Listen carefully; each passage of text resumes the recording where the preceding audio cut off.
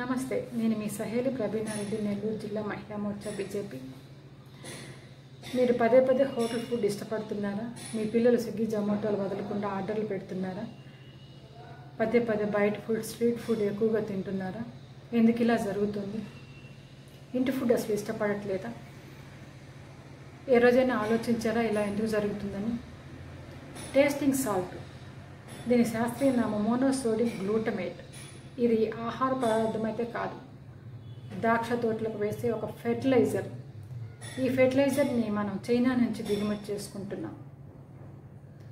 దీన్ని ఆహార పదార్థాలు విరివిగా వాడి మన చేత తినిపిస్తున్నారు. ఈ ఆహారం తిన్నందువల్ల పిల్లలకి నాలుక మీద ఉండే రుచి కణికలు అనేవి డెస్ట్రాయ్ అయిపోతాయి, నాలుక బండ మారుతుంది.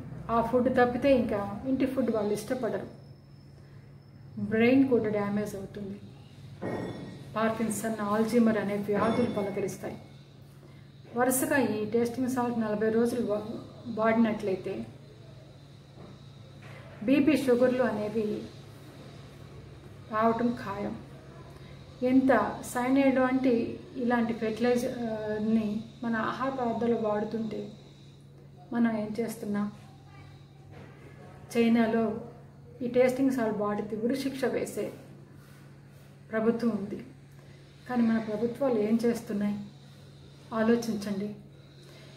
ఏ వస్తువుకైనా, ఏ వ్యాపారానికైనా ప్రజాదరణ లభించకపోతే ఆ వస్తువు, ఆ వ్యాపారం మార్కెట్లో ఉండదు. ప్రజలు ఆదరించిన రోజులే వాటి మనుగడ. ఎప్పుడైతే ప్రశ్నించే చైతన్యం ప్రజల్లో వస్తుందో ప్రభుత్వాలు కూడా ఆలోచిస్తాయి. ఇకనైనా ఆలోచించండి తల్లులారా. మన పిల్లలకి ఆహారం పెడుతున్నామా, విషం పెడుతున్నామా అని ఆలోచించండి. ప్రశ్నించే చైతన్యం పెరిగినప్పుడే ఇలాంటి సమస్యలన్నీ ఒక దారికి వస్తాయి. ప్రశ్నిస్తారుగా. ధన్యవాదాలు. జై హింద్.